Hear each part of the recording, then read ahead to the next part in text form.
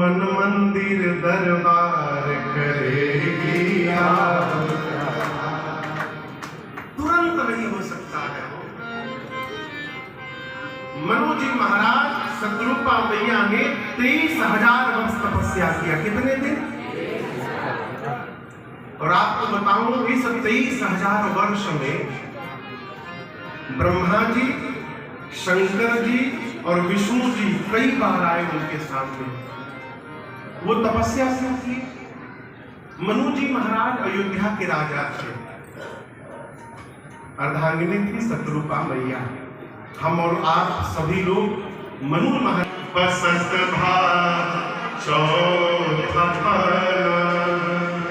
हृदय बहुत दुखला जना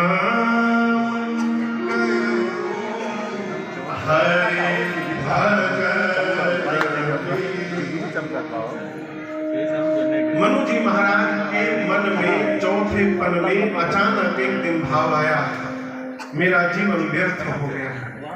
चौथे पन में आ गया, अब तक वैराग्य मन में नहीं हुआ, मेरा जीवन भगवान के भजन के बिना बीत गया।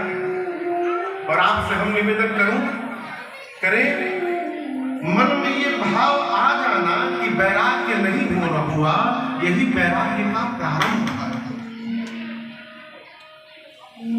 ये वैराग्य का प्रारंभिक लक्षण है कि हमको ग्लानि होने लगे कि हमको वैराग्य नहीं हुआ।